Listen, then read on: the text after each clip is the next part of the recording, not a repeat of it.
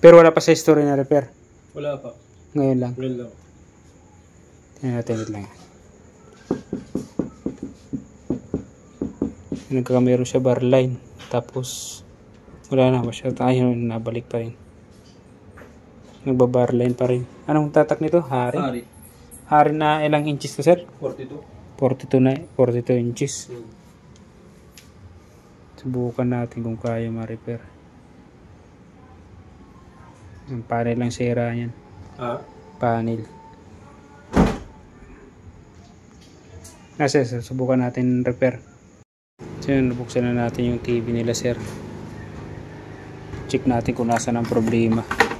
So yun pala siya, 42 inches. Na hari. Subok natin.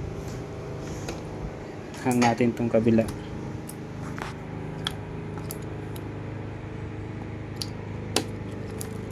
Kung ano yung kalalabasan. Hang natin. Saksak. Pero yung gusto niyo sa turbina, ang problema.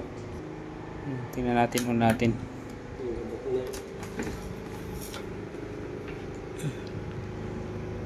Wala siyang picture. Sabihin nandito ang problema sa kabila. Dito. Check na lang natin. So na-check na natin dito mga kalukban yung BGH at BGL niya dito. Kompleto. May BGH siya, saka may BGL dyan, may supply. Tingnan natin yung side cup dito. Baka side cup may problema. Check natin. So yung mga kalukban, okay na yung ginagawa nating TV. Hari. So naging problema niya po mga kalukban. Dito sa unang side cup niya ay may 27 volt, may 27 volt. Pagdating dito sa dulo, negative 7 pareho sila. Ayan.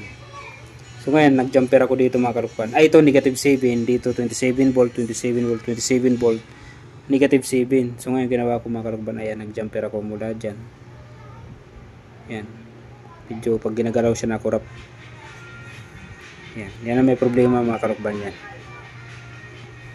Sana pag ginalaw ay hindi na siya magka-problema. So yan. So dyan ako nag-jumper mga kalukban yan. So kaya para mabuo siya kasi dito, kompleto siya 27 volt, 27 volt. Pagdating doon sa dulo, negative 7. Kaya nangyayari sa kanya, nagkakameron siya bar line. So mga kalukban, okay na po siya ngayon. So, yan. Kasi dito yung BGH, focus sa kanya, 27 volt. Meron.